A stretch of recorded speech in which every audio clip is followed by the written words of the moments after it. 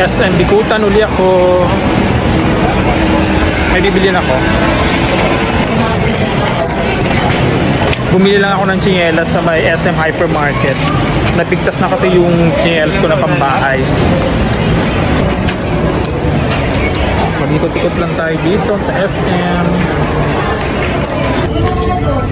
Bili rin ako ng hair color kasi marami ng puti ang lalabasan.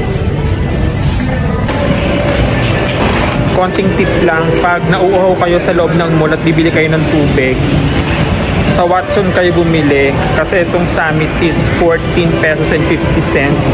Samantala sa food court, yung SM Water, 20 pesos. Same size lang naman sila. Yun lang. Nakuha ko kay Maring Edwin yung tip na yan.